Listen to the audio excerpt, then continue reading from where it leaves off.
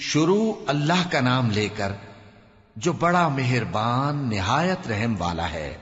سچ مچ ہونے والی، وہ سچ مچ ہونے والی کیا ہے؟ اور تم کو کیا معلوم ہے کہ وہ سچ مچ ہونے والی کیا ہے؟ وہی کھڑکھڑانے والی جس کو سمود اور عاد دونوں نے جھٹلایا۔ سو سمود تو زبردست زلزلے سے ہلاک کر دیے گئے، رہے عاد تو ان کو نہایت زوردار آندھی سے تباہ کر دیا گیا۔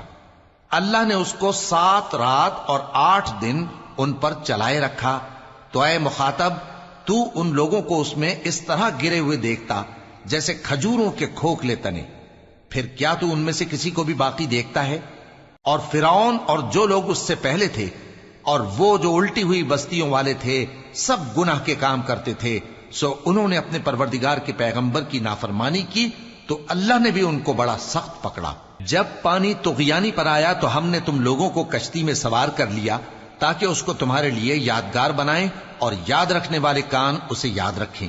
پھر جب سور میں ایک بار پھونک مار دی جائے گی اور زمین اور پہاڑ دونوں اٹھا لیے جائیں گے، پھر ایک بار ہی توڑ پھوڑ کر برابر کر دیے جائیں گے، تو اس روز ہو پڑنے والی یعنی قیامت ہو پڑے گی، اور آسمان پھٹ جائے گا تو وہ اس دن کمزور ہوگا، اور فرشتے اس کے کناروں پر ہوں گے، اور تمہارے پروردگار کے عرش کو اس روز 8 فرشتے اپنے اوپر اٹھائے ہوں گے۔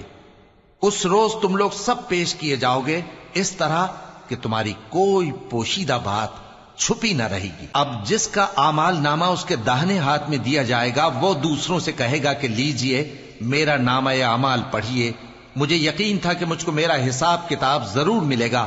پس وہ شخص من مانے عیش میں ہوگا، یعنی اونچے باغ میں جس کے میوے جھکے ہوئے ہوں گے۔ ان سے کہا جائے گا کہ جو اعمال تم ایام گزشتہ میں آگے بھیج چکے ہو ان کے عوض مزے سے کھاؤ اور پیو۔ اور جس کا نامہ اعمال اس کے بائیں ہاتھ میں دیا جائے گا تو وہ کہے گا اے کاش مجھ کو میرا اعمال نامہ نہ دیا جاتا اور مجھے معلوم نہ ہوتا کہ میرا حساب کیا ہے۔ اے کاش موت میرا کام تمام کر چکی ہوتی، آج میرا مال میرے کچھ بھی کام نہ آیا، مجھ سے میرا اقتدار جاتا رہا۔ حکم ہوگا کہ اسے پکڑ لو، اب اسے طوق پہنا دو، پھر دوزخ کی آگ میں اسے جھونک دو، پھر زنجیر سے جس کی لمبائی 70 گز ہے جکڑ دو۔ یہ نہ تو اللہ عظمت والے پر ایمان لاتا تھا اور نہ فقیر کے کھانا کھلانے کی ترغیب دیتا تھا، سو آج اس کا بھی یہاں کوئی دوست نہیں اور نہ اس کے لیے کوئی کھانا ہے سوائے زخموں کے دھون کے، جس کو گناہگاروں کے سوا کوئی نہیں کھائے گا۔ سو میں ان چیزوں کی قسم کھاتا ہوں جو تم کو نظر آتی ہیں اور ان کی جو تمہیں نظر نہیں آتی، کہ یہ قرآن ایک معزز فرشتے کا پہنچایا ہوا کلام ہے، اور یہ کسی شاعر کا کلام نہیں، مگر تم لوگ بہت ہی کم ایمان لاتے ہو، اور نہ کسی کاہن کا قول ہے، لیکن تم لوگ بہت ہی کم غور و فکر کرتے ہو۔ یہ رب العالمین کا اتارا ہوا ہے۔ اور اگر یہ پیغمبر ہماری نسبت کوئی بات جھوٹ بنا لاتے تو ہم ان کا داہنا ہاتھ پکڑ لیتے، پھر ان کی رگے گردن کاٹ ڈالتے، پھر تم میں سے کوئی ہمیں اس سے روکنے والا نہ ہوتا۔